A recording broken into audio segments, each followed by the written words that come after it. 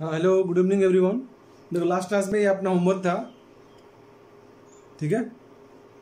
उसी बेस पे जो लास्ट पॉइंट मैंने कराया था, याद होगा आप लोगों को कि अगर एक फंक्शन कंटिन्यूअस है और दूसरा डिसकंटिन्यूअस है, ठीक है, तो उसका सम और डिफरेंस क्या होगा, डिसकंटिन्यूअस आएगा उस पॉइंट पे, लेकिन प्रोडक्ट और डिवीजन के बारे में हम कोई क्लेम नहीं कर सकते, ठीक है। तो ये फंक्शन था अपना, और इन इंटरवल्स में हमें नंबर ऑफ पॉइंट्स क्या निकालने हैं, number of points of discontinuity निकालना है, ठीक है। तो देखो एक बार मैं एक्सप्लेन करता हूँ आपको। जैसे ये है अपना F X equal to sine x plus box x. पहला इंटरवल क्या है, 0 to 5, 0 to 5, 0 पे क्लोज है और 5 पे ओपन है, ठीक है। तो अगर ग्राफ बनाओगे, देखो ये फंक्शन कैसा है, ये तो ऑलवेज कंटिन्यूअस है, ऑलवेज कंटिन्यूअस है, ठीक है। इसके बारे में लास्ट क्लास में ग्राफ भी बनाया था मैंने, ये बहुत बार बना भी चुके हैं। 0 से 5 के बीच में हमें ऑब्जर्व करना है, तो 0 से 5 के बीच में अगर देखना है, तो 0 से 5 के बीच में अगर देखोगे आप तो क्या होगा भाई, 0 पे ग्राफ बनाओगे आप तो ये ऐसे बनेगा, 0 1 2 3, ठीक है, तो 1 2 3 4 हो गया यहाँ पे, ठीक है। और इसके आगे जाओगे तो ये 5 है। तो देखो इस में हमें क्या है, 5 नहीं है हमारे पास, तो 5 नहीं है 0 से 5 के बीच में, तो देख लो भाई 0 से तो आगे जाना है, तो 0 पे तो ऑब्वियसली कंटिन्यूअस ही है। 1 पे ब्रेक हुआ, 2 पे ब्रेक हुआ, यानी कहाँ कहाँ ब्रेक हुआ, यानी ये डिसकंटिन्यूअस कौन से पॉइंट्स पे है, 0 पे, सॉरी 0 बोलो, 1 पे, 2 पे, 3 पे और 4 पे। 1 2 3 एंड 4 पे ब्रेक हुआ। 5 पे, तो 5 पे पहले ही खत्म हो गया है, ठीक है, तो 5 के आगे हमें देखना नहीं है। तो 5 से अगर 5 पे नहीं देखना है तो उससे पीछे कितने पॉइंट मिल रहे हैं, 4 पॉइंट। अब इन 4 पॉइंट्स पे ये फंक्शन क्या है, डिसकंटिन्यूअस है, और ये फंक्शन क्या है, ये फंक्शन तो ऑलवेज कंटिन्यूअस है। तो अगर ये फंक्शन ऑलवेज कंटिन्यूअस है तो इसका ओवरऑल क्या आएगा, सोचो। अगर एक फंक्शन कंटिन्यूअस है और दूसरा उसी पॉइंट पे डिसकंटिन्यूअस है, तो क्या बोलते थे, ओवरऑल फंक्शन क्या हो गया, उस पॉइंट पे डिसकंटिन्यूअस हो जाएगा। क्यों, वो लास्ट पॉइंट अपना, ठीक है, जो लास्ट पॉइंट हमने करा था। तो ये फंक्शन हमेशा कंटिन्यूअस है, ये फंक्शन इन 4 पॉइंट्स पे क्या है, डिसकंटिन्यूअस है। तो ओवरऑल फंक्शन के बारे में बोलेंगे तो क्या बोलेंगे भाई, ओवरऑल फंक्शन जो एफ एक्स है ये क्या हो गया, 1 पे 2 पे 3 पे एंड 4 पे क्या हो जाएगा, डिसकंटिन्यूअस हो जाएगा। एग्जैक्टली वही पॉइंट अपना, कि अगर एक फंक्शन किसी पॉइंट पे कंटिन्यूअस, दूसरा फंक्शन उसी पॉइंट पे डिसकंटिन्यूअस, तो उनका सम और डिफरेंस, याद करो सम और डिफरेंस के बारे में हमने क्लेम किया था, ठीक है, वो क्या होगा, डिसकंटिन्यूअस हो जाएगा। प्रोडक्ट और डिवीजन के बारे में हमने क्लेम किया था क्या, कि वो हो भी सकता है और नहीं भी हो सकता है। लास्ट क्लास में एग्जांपल भी हमने उस पर देखा था, ठीक है। तो ये हो गया। दूसरे पार्ट में देखो, दूसरे पार्ट में क्या है, 0 से 5 है। 0 से 5 का मतलब है 0 पे ओपन और 5 पे क्लोज, यानी 0 हमारे पास नहीं है। तो अगर इस पीरियड में ग्राफ बनाओगे तो 0 पे ओपन हो जाएगा। क्यों ओपन होगा, क्योंकि 0 हमारे पास है नहीं। अब 0 से बनता जाएगा, ये 5 था अपना, 5 अपने पास है तो अब एक पॉइंट भी आ जाएगा, ठीक है, ये तो होगा भाई। 0 के आगे जाओगे, 5 तक जाना है, तो 0 पे हमने ओपन कर दिया, क्यों कि 0 हमारे पास नहीं है। तो 0 पर ये हो गया 1 2 3 4 और एक 5 भी एडिशनल पॉइंट आ गया। क्यों पॉइंट इसलिए आ गया, क्योंकि इस 5 पे हमारे पास क्या दे रखा है, क्लोज इंटरवल दे रखा है। तो अगर क्लोज इंटरवल दे रखा है तो अब क्या करेंगे इसमें, देखो अब इसमें number of points of discontinuity देखेंगे तो 1 तो है ही, 1 2 3 4 ये चारों पॉइंट्स है। देखो 1 पे 2 पे 3 पे 4 पे, अब एक एडिशनल क्या आ जाएगा, 5 भी आ जाएगा। तो 5 के पीछे 5 है, सॉरी 5 के पीछे 4 है और 5 पे क्या आ गया, 5 आ गया, यानी 5 पे क्या हो जाएगा, डिसकंटिन्यूअस हो जाएगा। तो ये जो फंक्शन है ये 5 पॉइंट्स पे इस इंटरवल में डिसकंटिन्यूअस हो जाएगा। और ये क्या है, ये तो ऑलवेज कंटिन्यूअस है। फिर वही कंसेप्ट कि अगर एक फंक्शन किसी पॉइंट पे कंटिन्यूअस, दूसरा फंक्शन उसी पॉइंट पे डिसकंटिन्यूअस, तो उनका सम और डिफरेंस वापस क्या आएगा, डिसकंटिन्यूअस हो जाएगा। तो ओवरऑल फंक्शन के बारे में क्या बोलोगे, ओवरऑल फंक्शन के बारे में हम ये बोलेंगे कि 5 पॉइंट पे डिसकंटिन्यूअस हो जाएगा। क्यों, क्योंकि इन सब पे ये कंटिन्यूअस है, ठीक है ना, तो ये 5 भी आ जाएगा। समझ में आया, मतलब पहले में और दूसरे में डिफरेंस समझ में आया। यहाँ पे 5 नहीं था, यहाँ पे 5 था, तो 5 एडिशनल आ गया। अब थर्ड देखो, थर्ड में आप खुद से करना एक बार, ठीक है, एक बार ट्राई करना, नहीं बने तो फिर अगले क्लास में मैं आपसे बताऊंगा, ठीक है। ये ट्राई करना, इसका जो आंसर आएगा 4 आएगा, ठीक है, सी पार्ट का, ठीक है, ये आप खुद से करना, समझ गए। तो इसका 4 पॉइंट्स था, इसका 5 पॉइंट्स था, इसका भी आंसर 4 आएगा। आप करके देखना, अगले क्लास में अगर नहीं बने तो डिस्कस कर दूंगा मैं। अगले आते हैं इस पे, ये देख लो एक बार, ये मैं अभी कर देता हूं, ये आप एक बार फिर ट्राई करना, ठीक है ना। ये एक बार समझाता हूं मैं, ये ट्राई करना, नहीं बने तो नेक्स्ट क्लास में मैं इसको भी डिस्कस कर दूंगा। अब इसमें निकालना, देखो ये थोड़ा उनसे अलग है। एक tan x है और एक box x है, ठीक है ना। tan x plus box x का 1 से 7 के बीच में हमें क्या बताना है, number of points of discontinuity, ठीक है ना। Number of points of discontinuity हमें बताना है, ये 1 से 7 के बीच में। देखो करते क्या हम, मैं वो बता रहा हूं आपको। हमेशा ये करो कि जो दो फंक्शन है, 3 भी आ सकते हैं, 4 भी आ सकते हैं, हर एक फंक्शन का ध्यान देना। हमें करना क्या है कि हर एक फंक्शन का जो पॉइंट्स ऑफ डिसकंटिन्यूटी रहता है वो उसके नीचे लिख लो। मतलब हमें इसके नीचे, जैसे अभी तक तुमने देखा था, यहां पर हमने साइन के नीचे क्या लिखा था, ऑलवेज कंटिन्यूअस। इसके नीचे हमने क्या लिखा था, जहां जहां डिसकंटिन्यूअस था। सिमिलरली अब क्योंकि दो फंक्शन है, एक tan x है और एक box x है, तो इसका जो पॉइंट ऑफ डिसकंटिन्यूटी है वो इसको यहां नीचे लिखो और इसका इसके नीचे लिखो। तो box x अगर 1 से 7 के बीच में देखेंगे तो कौन कौन आएगा, 2, 3, 4, 5, 6, 7। ये इतने पॉइंट्स, 6 पॉइंट्स आएंगे जहां पे ये फंक्शन क्या होगा, डिसकंटिन्यूअस होता है। अब इसके बारे में देखो, tan x याद करो, tan x अगर ग्राफ बनाओगे आप तो ऐसे बनेगा, ये π/2 ऐसे आएगा, ये 0 हो गया, ये पाई हो गया, ये 2π हो गया। तो 7 कहीं यहां पर होगा, 2π का मतलब क्या होगा 6.28। तो ये क्या है, ये जो नंबर है 6.28 है, 6.28 है। 7 इसके जस्ट आगे होगा, क्योंकि यहां से यहां तक π/2 का डिस्टेंस होता है, यानी 1.57 बड़ा होगा। तो 7 इसके बीच में कहीं आएगा, मतलब यहां तक। ये देखो ये कितना है, ये अपना π/2 है। π/2 बोले तो 1.57, ठीक है। तो 1 से आगे देखना, तो 1 के आगे यहां होगा। यानी हमें क्या करना है, ये ग्राफ अपने काम का नहीं है और इधर ये ग्राफ अपने काम का नहीं है, यानी यहां से यहां तक ग्राफ tan x का होगा। बताया था मैंने, बार बार ये बात बोलता हूं मैं कि हमेशा ग्राफ उसी रीजन में या उसी इंटरवल में ड्रॉप करो जिसके लिए वो डिफाइंड हो। तो 1 से 7 के बीच में है, तो 1 से 7 के बीच में हमने ग्राफ बना लिया, समझ गए। और 1 से 7 के बीच में देखो number of points of discontinuity कितने आ रहे हैं। देखो एक यहाँ पे ब्रेक हुआ, एक यहाँ पे ब्रेक हुआ, 2 ही तो हो रहा है, एक यहाँ एक यहाँ, यानी ये π/2 और ये पॉइंट कौन सा है, ये 3π/2 है। कौन सा है, 3π/2, यानी ये हो गया π/2 और ये 3π/2। यानी जो गिवन इंटरवल था उस इंटरवल में 2 पॉइंट्स मिले हमें जहां पे फंक्शन क्या हो रहा है, डिसकंटिन्यूअस हो रहा है। कौन सा फंक्शन, tan x का, ठीक है। tan x एक π/2 पे डिसकंटिन्यूअस है, एक 3π/2 पे डिसकंटिन्यूअस है, समझ गए। ये 2 पॉइंट पे अब हमने क्या किया, जो इंटरवल दिया था उस गिवन इंटरवल में हमने दोनों फंक्शन के number of points of discontinuity जो है वो हमने नीचे उसके लिख दिया हमने। मतलब ये फंक्शन इन 2 पॉइंट्स पे डिसकंटिन्यूअस है और ये फंक्शन इन पॉइंट्स पे डिसकंटिन्यूअस है। अब ध्यान से देखना, ध्यान से ये देखना है कि अब देखो एक फंक्शन को पकड़ो, मान लो हमने tan x को पकड़ा, तो tan x क्या बताएगा, tan x ये बताएगा मैं ये 2 पॉइंट्स पे डिसकंटिन्यूअस हो रहा हूं। ध्यान से सुनना, ठीक है। अब अगर मान लो एक बार ये सोचो कि π/2 पे क्या है, π/2 पे डिसकंटिन्यूअस है। सेम पॉइंट पे इससे पूछो, जब इससे जाके पूछोगे भैया तुम्हारा नेचर π/2 पे कैसा है, तो ये क्या बोलेगा, क्योंकि इसके नीचे वो पॉइंट्स लिखे हैं जहां पे ये डिसकंटिन्यूअस है, जहां पे इसका ग्राफ ब्रेक हो रहा है। तो इसमें π/2 नहीं है ना, π/2 नहीं है, इसका क्या मतलब हुआ, π/2 नहीं है, इसका ये मतलब हुआ कि π/2 पे ये क्या होगा, कंटिन्यूअस होगा। क्यों कंटिन्यूअस होगा, क्योंकि जिन पॉइंट्स पे ग्राफ ब्रेक हो रहा है वो तो हमने लिख रखा है ना, और इसमें π/2 तो कहीं लिखा ही नहीं हमने। तो जब कहीं लिखा ही नहीं है, इसका मतलब है जो पॉइंट इसमें मिसिंग है या जो पॉइंट हमने नहीं लिखा है वो अंडरस्टूड है, उन सारे पॉइंट्स पे ये फंक्शन क्या होगा, कंटिन्यूअस होगा। तो ये π/2 पे क्या होगा, कंटिन्यूअस होगा। यानी ध्यान देना, अगर π/2 हम पिक करें, ठीक, x = π/2, तो उस पर ये क्या हो जाएगा, सॉरी ये हो जाएगा डिसकंटिन्यूअस और ये क्या हो जाएगा, कंटिन्यूअस। यानी ये जो पॉइंट है उस पे एक फंक्शन डिसकंटिन्यूअस है और दूसरा फंक्शन क्या हो गया, कंटिन्यूअस है, और दोनों के बीच में रिलेशन प्लस का है। तो वही कंसेप्ट आ गया कि किसी पॉइंट पे एक फंक्शन अगर डिसकंटिन्यूअस है और दूसरा कंटिन्यूअस है तो उनका सम और डिफरेंस भी क्या होगा, डिसकंटिन्यूअस ही होगा।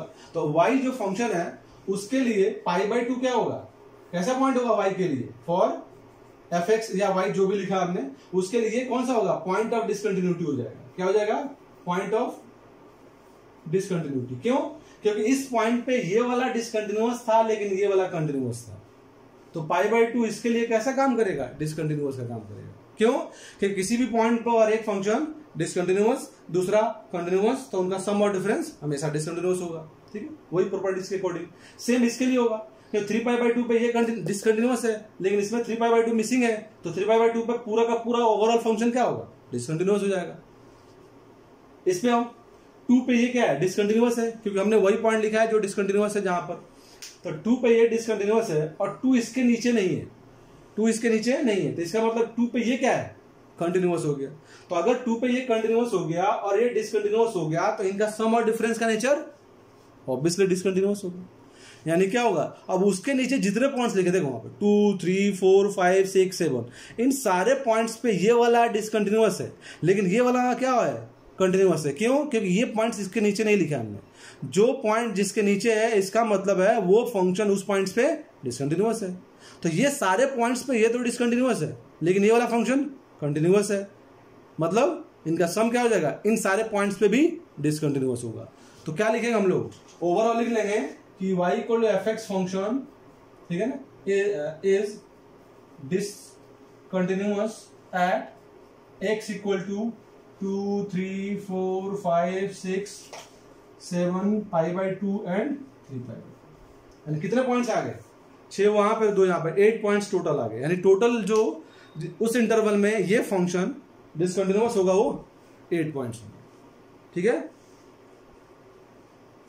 आई होप डाउट नहीं होना चाहिए, क्योंकि जेई में इस तरह क्वेश्चंस बहुत बार आए हुए कि 2 फंक्शन दे देगा और उसके डिसकंटिन्यू कोई इंटरवल दे देगा और बोलेगा भाई तुम निकालो number of points of discontinuity. तो उसको ऐसे निकालते हैं, एक को ऑब्जर्व करो इंडिविजुअल फंक्शन को, मतलब अलग अलग फंक्शन के नेचर को देखो, उनके डिसकंटिन्यूअस पॉइंट्स को नीचे लिखो, अब देखो कौन सा पॉइंट्स कॉमन है कौन सा पॉइंट्स कॉमन नहीं है। ठीक है, आई होप अब डाउट नहीं होना चाहिए।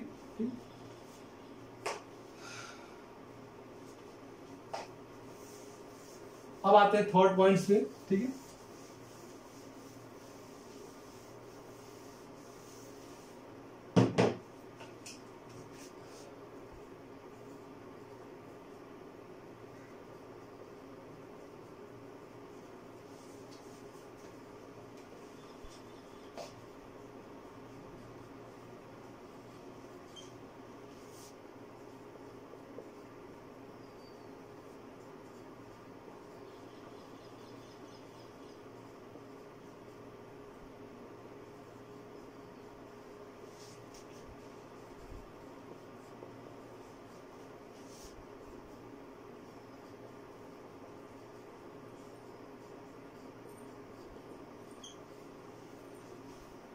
ठीक है, अब ये पॉइंट ये है कि भाई वो मान लो 2 फंक्शन है एफ और जी है। ठीक है, एफ और जी 2 फंक्शन है और दोनों के दोनों फंक्शन क्या है कि एक्स इक्वल टू ए पे क्या है? डिसकंटिन्यूअस है। तो अगर दोनों के फंक्शन डिसकंटिन्यूअस है तो हमने ये लिखा है nothing can be said about the continuity of functions f plus minus product division g. यानी अगर 2 फंक्शन डिसकंटिन्यूअस है, दोनों के दोनों किसी सर्टेन पॉइंट पे दोनों के दोनों फंक्शन डिसकंटिन्यूअस है, तो उन दोनों फंक्शन को ऐड कर लो या उन दोनों का डिफरेंस कर लो या उनका प्रोडक्ट करो या उनका डिवीजन करो, इनमें मैथमेटिकल ऑपरेशन कुछ भी लगा लो।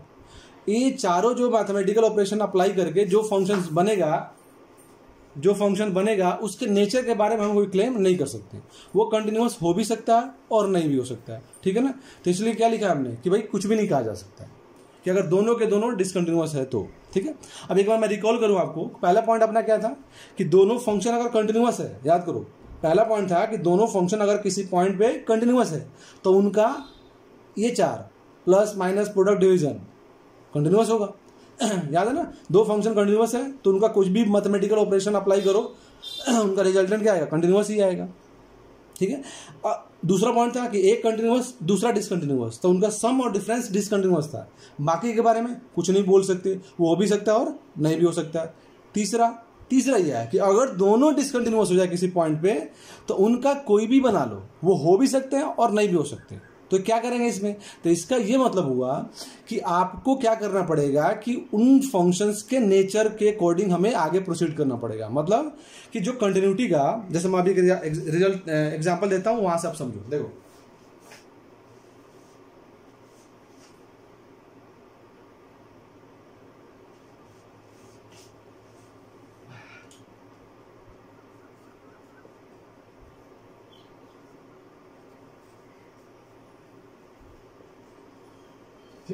मान लिया 2 फंक्शन मान लिया, एक अपना क्या है बॉक्स एक्स है, एक अपना फ्रैक्शन ऑफ एक्स है, ठीक है।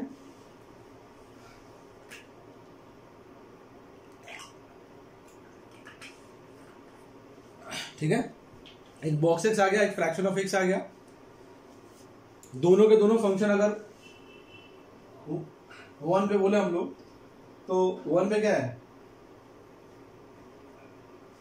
1 पे देखें भाई, ये तो हर जगह है, ये भी हर जगह है, इसमें कोई दिक्कत नहीं। हर जगह ये भी डिसकंटिन्यूअस है, हर जगह ये भी डिसकंटिन्यूअस है, इसमें कोई दिक्कत नहीं। देखो ध्यान देना, 2 पॉइंट पे मैं आपको समझाता हूँ, इससे आपको बहुत कुछ क्लियर हो जाएगा कि एक बार एक फंक्शन में एच एक्स बनाता हूँ, ध्यान से देखना, box x plus fraction of x, ठीक है। 2 इसमें पार्ट में लेता हूँ आपको। पहला part at x equal to 1 पहले करता हूँ।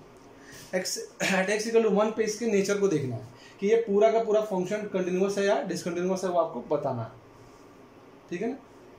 सम में नहीं, प्रोडक्ट लेते ना तो ज़्यादा अच्छा लगेगा।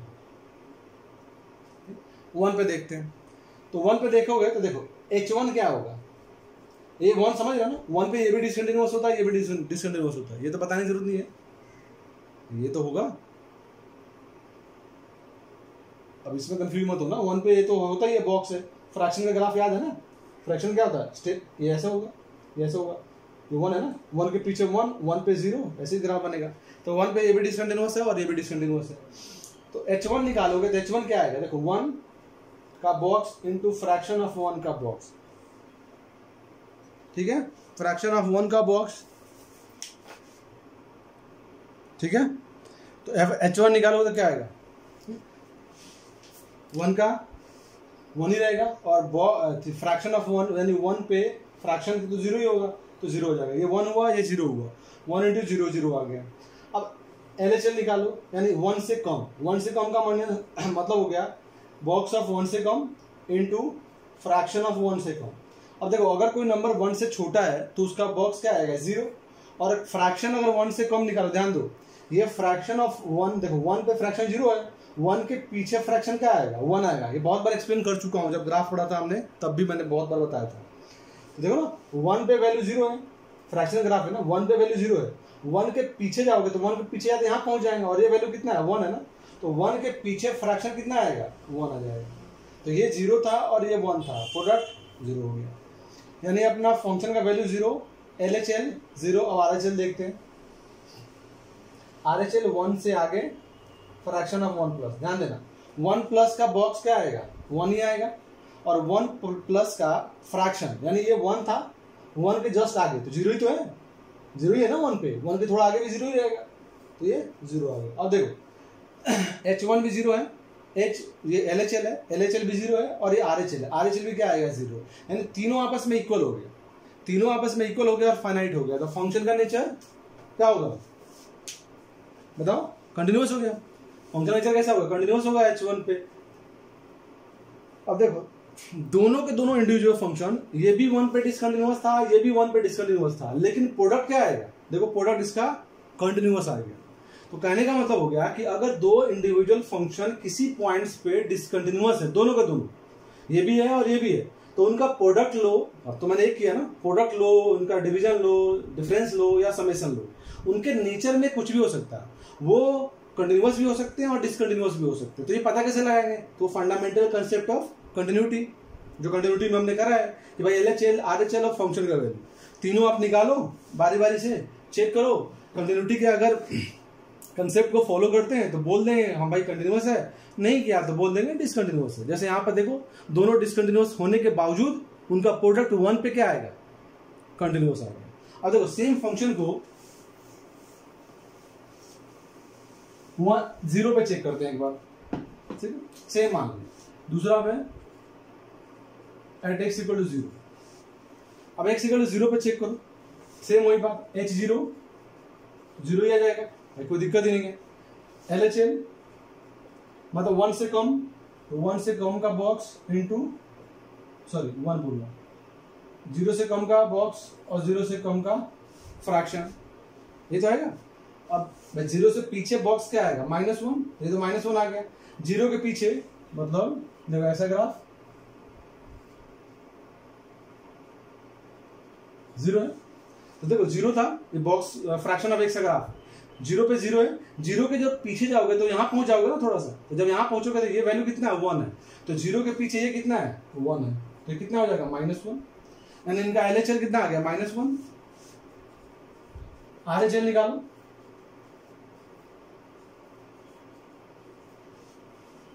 अब जीरो के आगे ये भी जीरो ही होगा, ये भी जीरो ही होगा, यानी क्या आ गया जीरो आ गया। अब देखो क्या प्रॉब्लम हो गया कि भाई यहाँ पे हो क्या गया कि एक LHL -1 आ गया, RHL 0 आ गया और फंक्शन का वैल्यू भी 0 है। अब ये तीनों इक्वल कहाँ है, लिमिट ही एग्जिस्ट नहीं किया, वन साइड 0 और अदर साइड -1। अब ये तीनों आपस में इक्वल नहीं है तो क्या बोलेंगे, फंक्शन डिसकंटिन्यूअस है। तो देखो सेम फंक्शन था, नेचर भी सेम था कि दोनों के दोनों 0 पे भी डिसकंटिन्यूअस थे, दोनों के दोनों 1 पे भी डिसकंटिन्यूअस थे, लेकिन 1 पे इनका नेचर कंटिन्यूअस आ गया, ठीक है ना, 1 पे इनका नेचर कंटिन्यूअस आ गया और 0 पे इसका नेचर क्या आ गया, डिसकंटिन्यूअस आ गया। तो वही बोल रहा हूं कि अगर आपने देखा कि किसी पॉइंट पे दोनों के दोनों फंक्शन अगर डिसकंटिन्यूअस है और तुमसे पूछ लिया कि बताओ भाई कि आप ये बताना आपको कि उनका ओवरऑल बिहेवियर उस पॉइंट पे क्या होगा, तो उसके लिए क्या करेंगे भाई, हमें वही फंडामेंटल कंसेप्ट ऑफ कंटिन्यूटी के थ्रू निकालना पड़ेगा। जो प्रीवियस क्वेश्चन में हम डायरेक्ट बोल देते थे ना, एक कंटिन्यूअस दूसरा डिसकंटिन्यूअस, तो बिना ये सब किए हुए हमने क्या बोल दिया कि भाई डिसकंटिन्यूअस होगा।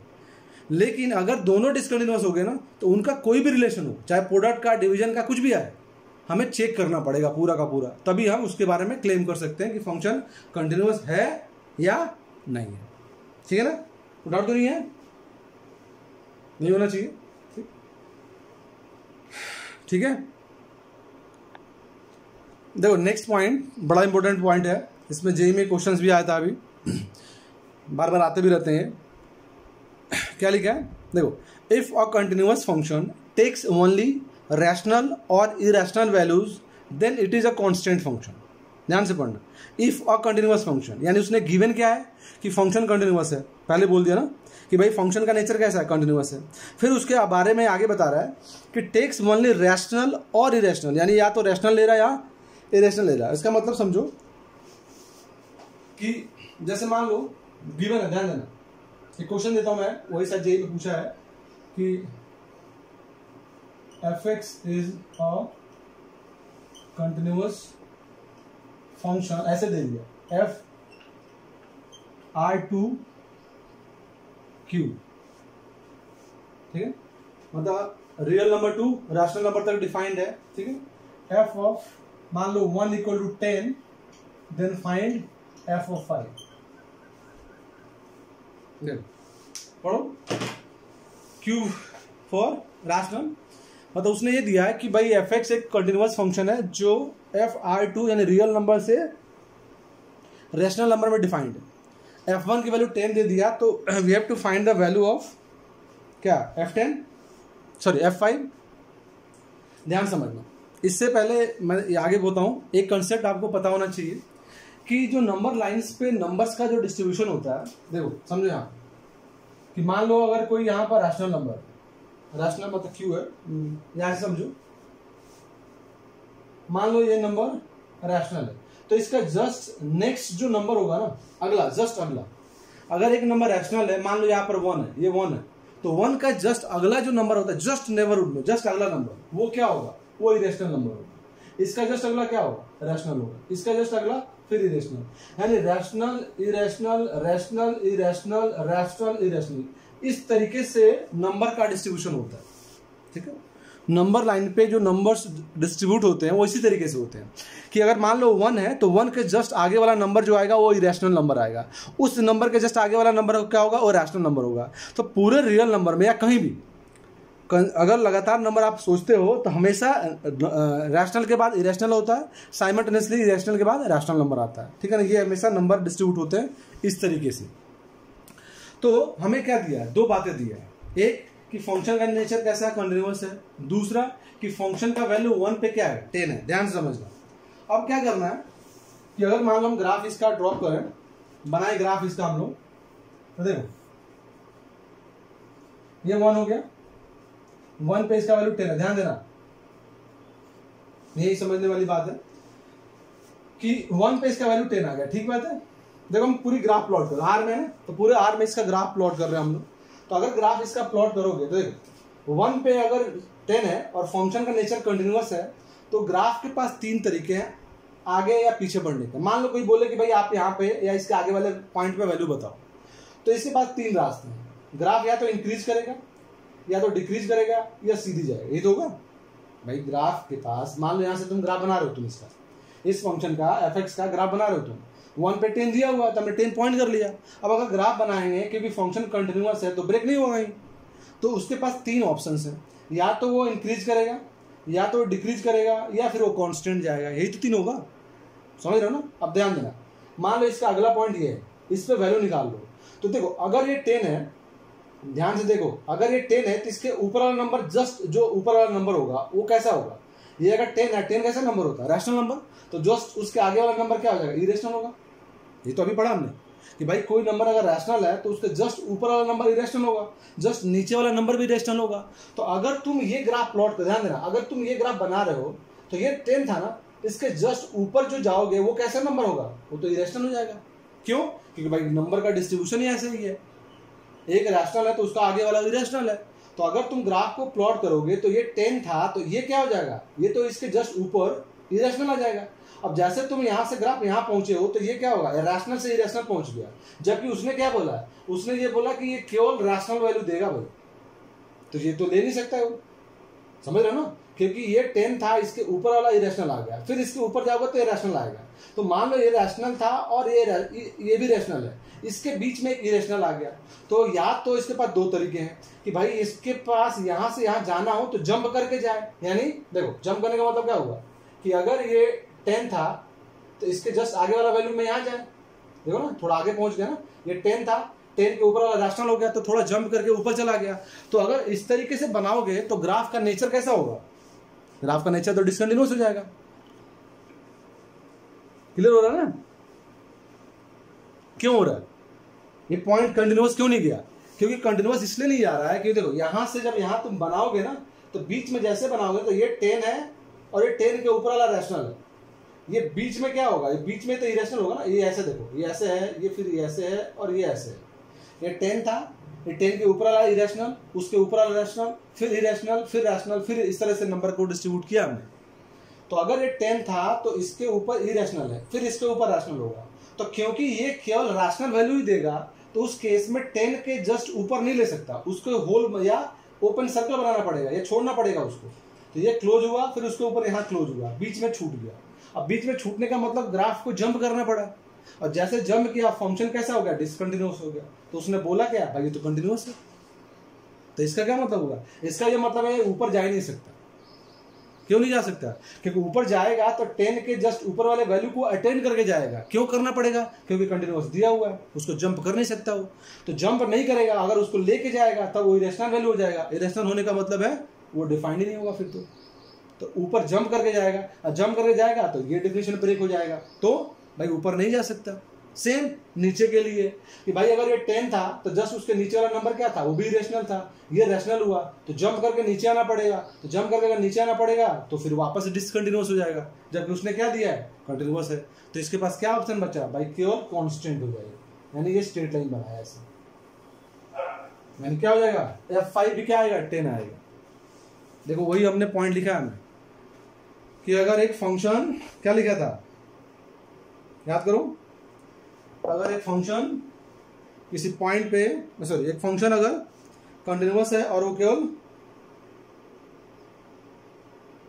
रैशनल वैल्यूज ले रहा है या इरेशनल, दोनों के लिए है, तो उसको हमेशा कंटिन्यूअस सॉरी कांस्टेंट ही होना पड़ेगा। क्यों, और कांस्टेंट नहीं होगा तो कांस्टेंट अगर नहीं होता है तो ऊपर नीचे जब ट्रेवल करेगा तो उस केस में वो रैशनल के बाद इरेशनल को लेगा या इरेशनल के बाद रैशनल को लेगा। तो उस स्टेटमेंट को वो क्या करेगा, ब्रेक कर देगा, जिसके लिए वो डिफाइंड हो रहा है। तो उसको पास एक ही चारा बचेगा कि क्या हो जाए, कांस्टेंट हो जाए। ध्यान रखना, जेईई में इसको कितनी बार पूछ चुका है बात, ट्रू फॉल्स में भी पूछ सकता है, सर्सन रीजन में भी आ सकता है, एक्सप्लेनेशन वगैरह में। तो ये सब चीजों को ध्यान रखना, ठीक है ना, सारे इंपॉर्टेंट कंसेप्ट हैं।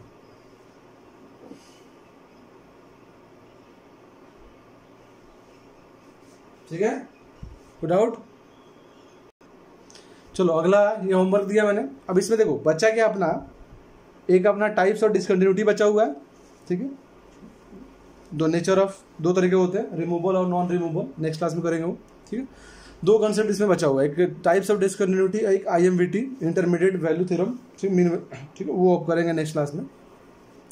ये होमवर्क है आपका 4, ठीक है, इसको ट्राई करना आप, ठीक है। इसमें एक समझो थर्ड क्वेश्चन है ना, पहला दूसरा तो उसी टाइप के, जो थर्ड क्वेश्चन है देखो fraction of x plus box x, ये सारे बॉक्स है, फ्रैक्शन है, ये भी बॉक्स है। Fraction of x plus box x 0 से 3 के बारे में नेचर बताना है। तो सेम जब लिखोगे ना तो देखोगे इन दोनों में पॉइंट्स कॉमन होंगे, जैसे 1 पे ये भी डिसकंटिन्यूअस है, 1 पे ये भी डिसकंटिन्यूअस है, यानी कौन सा केस हो गया, जो हमने नोट में पॉइंट्स लिखा है उसमें थर्ड केस हो गया, याद है ना, थर्ड केस हो गया कि भाई अगर दोनों डिसकंटिन्यूअस है तो क्या करेंगे, उसको चेक करना पड़ेगा। क्या करना पड़ेगा, चेक करना पड़ेगा। चेक कैसे करेंगे, वही बात, LHL निकालना, RHL निकालना और फंक्शन का उस पॉइंट पे वैल्यू निकालना, ठीक है ना, उसके अकॉर्डिंग हम बता सकते हैं। बाकी आप फोर्थ का देख लेना, ठीक है। ये थोड़ा अलग दिया है मैंने, क्योंकि इस तरह क्वेश्चन अब आगे भी बहुत दूंगा मैं। अभी तक हम x कर रहे हैं, तो अब देखो x/2 आ गया, तो x/2 देखो थोड़ा सा मैं बता देता हूँ कैसे सोचते हैं, ठीक है। तरीका ये सोचने का कि देखो अभी तक x था, अब x था 0 से 3, तो क्या लिखते हैं 1 2 3 पर डिसकंटिन्यूअस होगा। अब ये x/2 है, लेकिन ये जो इंटरवल है वो तो x के रिस्पेक्ट में है ना। तो एक काम करो सोचने के लिए, मैं थोड़ा बताता हूँ आपको, इसको t मान लो, तो क्या हो जाएगा बॉक्स ऑफ t, ये तो होगा। x/2 को अगर t मान ले तो रफ में मान लो x/2 को t मान लिया, तो x/2 को t मानेंगे तो क्या हो जाएगा बॉक्स ऑफ t, अब बॉक्स ऑफ t हो जाएगा। तो ये जो है ये x का इंटरवल था, अब क्योंकि अलग से हम सोच रहे हैं, रफ में हम सोच रहे हैं, अब इसको सोचोगे तो ये क्या हो जाएगा, ये तो x का इंटरवल है और x क्या था अपना x/2 है ना। अब x का इंटरवल है, हमने इसको t माना है, तो हमारे पास बॉक्स ऑफ t आ गया, तो t का इंटरवल लिखना पड़ेगा ना। और t का इंटरवल कैसे होगा, t is equal to x/2, तो ये जो है ना इसमें 2 से डिवाइड कर दो, यानी ये बन जाएगा -1/2 से 3/2, यानी बॉक्स ऑफ t जो है ना वो -1/2 से 3/2 के बीच में डिफाइंड हो गया, समझ रहे हो। अब उसमें उनके पॉइंट निकाल लो, पॉइंट निकल जाएगा, समझ रहे हो ना। देखो यहाँ पे जैसे छोटा मैं दूसरा बताता हूँ कि ये खुद से टर्म है, मान लो ये है 1 से 3 है, या मान लो 1 से 3 मान लो, इसमें पूछ रहा हो तो क्या मान लिया 2x को t मान लिया, तो ये क्या बन जाएगा y equal to box of t। अब ये t का इंटरवल आएगा ना, क्यों, क्योंकि ये तो x का इंटरवल था, तो जब t का इंटरवल निकालोगे तो t is equal to 2x है, तो ये x का इंटरवल है, तो t का इंटरवल क्या आएगा 2x के इक्वल, तो इसमें 2 से मल्टीप्लाई करो, तो 2 से मल्टीप्लाई करोगे तो क्या आएगा 2 से 6, ध्यान देना।